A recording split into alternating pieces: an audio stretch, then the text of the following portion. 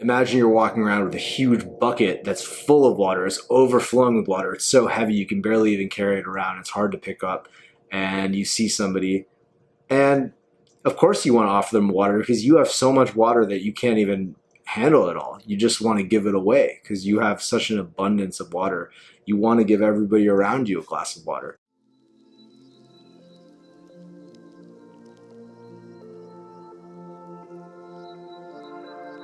Welcome back to another episode of ShiShi Meditations. And in today's video, I want to reflect on a conversation that I had earlier today with a close friend of mine. And we were talking about how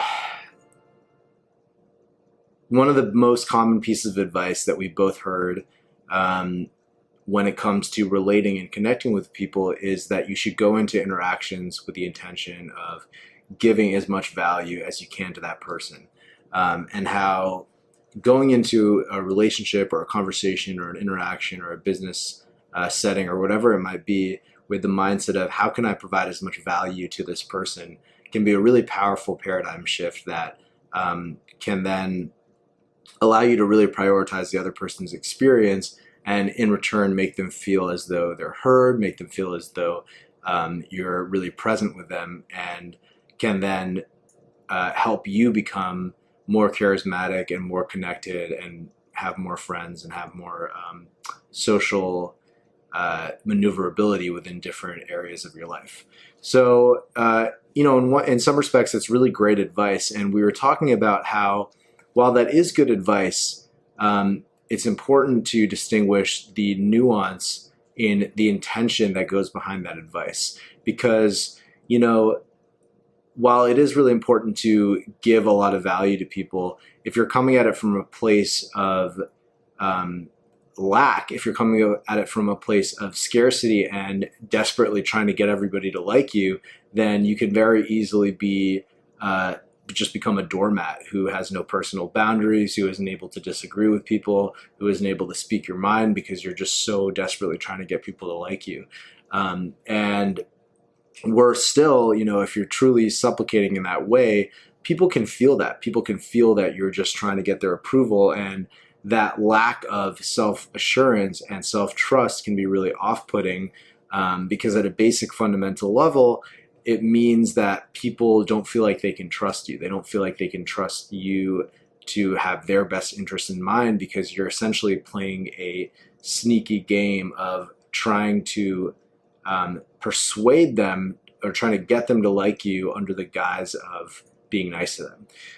Now contrast that with the intention of coming at a social interaction with the same energy of trying to give to people and trying to give them as much value as possible, but coming at it from a place of you feeling so full of self-love and having so much in your own cup that your cup runneth over, as the expression goes, and you just want to give, you just want to share the love that you feel with other people. And I think it's such an important distinction to make because on one level, the advice could be the same, but the intention with which you implement that advice of you should give value to people really is what makes the difference between whether or not you're going to cultivate powerful and meaning relationships and friendships and business partnerships or whatever it might be in your life. And to wrap this up, a quick analogy to kind of describe this is, imagine that you are walking around and imagine you're walking around with very little water and you're super thirsty and you only have a couple drops left in your water bottle. And you really need that water for yourself because you're dehydrated and you're thirsty. And then all of a sudden you come across somebody who looks like they're equally thirsty or who looks like they could use a drink. And instead of feeding yourself the water, giving yourself the nourishment that you need in that moment, you decide to give them the water in the hopes that if you give them the water, then they'll somehow have more water to then give you.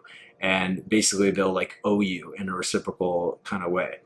And that's kind of the idea of not loving yourself enough and hoping that you're going to get that love by supplicating to somebody else and then having them turn around and say, oh, okay, well, now that you gave me your last drops of water, that must mean that I owe you water, so I'm going to go buy you a gallon of water. Now contrast that to, imagine you're walking around with a huge bucket that's full of water. It's overflowing with water. It's so heavy you can barely even carry it around. It's hard to pick up. And you see somebody, and of course you want to offer them water because you have so much water that you can't even handle it all. You just want to give it away because you have such an abundance of water. You want to give everybody around you a glass of water, because why not share that when you have it in abundance? And that's really the difference here. Is your love in a state of scarcity and lack, or is it in a state of abundance? And if it's in a state of abundance, then you're in a place where you're more willing to give it freely without expecting anything in return. And that's truly what people respond to, in my experience. So I hope that video helps you guys. Just something that I was talking about today with my friend, and that's my video for today. So I'll see you guys tomorrow.